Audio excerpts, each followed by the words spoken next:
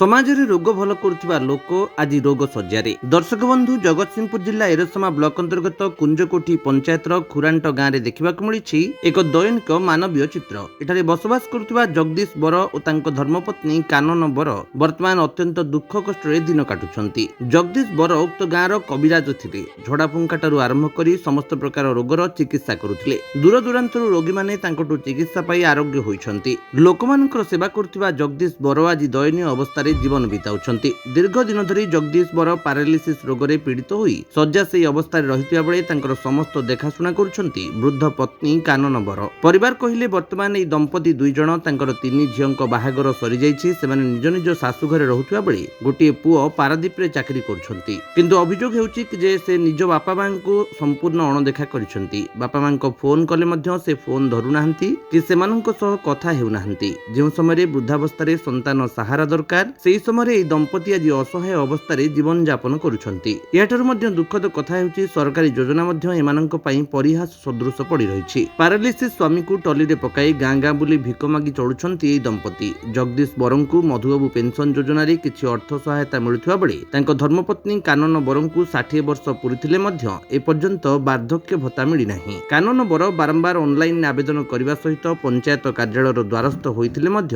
କୌଣସି ସୁଫଳ ମିଳିନାହିଁ। ପଞ୍ଚାୟତର ସରପଞ୍ଚଙ୍କ ଅକାଳ ମୃତ୍ୟୁ ଘଟିଥିବାରୁ ବର୍ତ୍ତମାନ ନାୟବ ସରପଞ୍ଚ ଦାୟିତ୍ୱରେ ରହିଛନ୍ତି। ଏହି ଘଟଣା ସମ୍ପର୍କରେ ପଞ୍ଚାୟତ ସହକାରୀ କାର୍ଯ୍ୟକାରୀ ଅଧିକାରୀଙ୍କୁ ଅବଗତ କରାଇଥିବା ବେଳେ ସେ ପ୍ରଥମେ ଏହା ବିଷୟରେ ଅବଗତ ନଥିବା କହିଥିଲେ। ପରେ ସମସ୍ତ ତଥ୍ୟ ଜାଣିବା ପରେ ସେ ଘଟଣାସ୍ଥଳକୁ ଯାଇ ତଦନ୍ତ କରିବେ ଓ ଯାହା ସରକାରୀ ସହାୟତା ମିଳିବ ଦରକାର ସେସବୁ ଯୋଗାଇ ଦେବେ ବୋଲି ପ୍ରତିଶ୍ରୁତି ଦେଇଛନ୍ତି।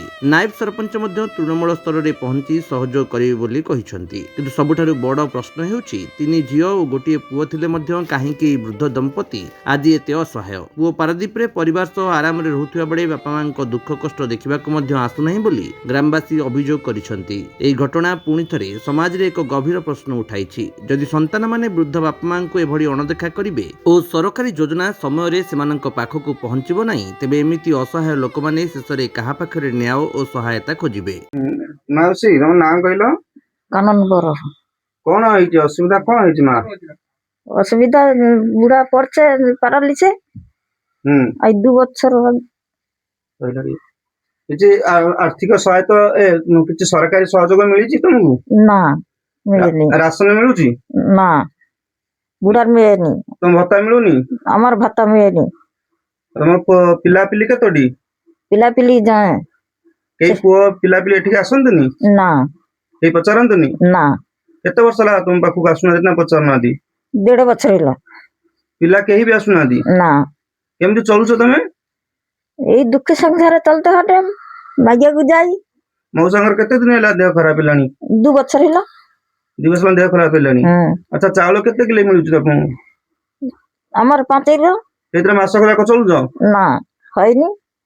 সময় সময় বুড়াকে ছাড়ি দিয়ে মাগতে পাই গাঁরে। ମଉସାଙ୍କୁ ନେଇକି ଟଲିରେ ମାଗିବା ପାଇଁ ଯାଉଛ? ଆଚ୍ଛା। 3 ଝି আছে, 3 ଝି মানে তো শাশু ঘরে। ଝିଅ ମାନେ ବି କେହି ଆସନ୍ତିନି? না କେହି ଝିଅ ପୁଅ ନାତି ନାତୁଣୀ କେହି ବି ପଚାରନ୍ତିନି? কেউ আসেনি। ଆଚ୍ଛା, ତମେ ସରପଞ୍ଚ ସହିତ କଥା ହେଇଥିଲ? ଯୋଉ ଭତ୍ତା ଫତ୍ତା ମିଳୁନି ବୋଲି କଥା ହେଇଥିଲ? না ମୁଁ ବୁଢା ପଡିছে, ମୁଁ ଯାଇପାରିନି ବୁଢାকে ଛାଡିକି। ଏରସମାରୁ ନୃସିଂହ ମଲ୍ଲିକଙ୍କ ରିପୋର୍ଟ, ବିଶ୍ୱ ବିଜୟୀ ନ୍ୟୁଜ ଓଡ଼ିଶା।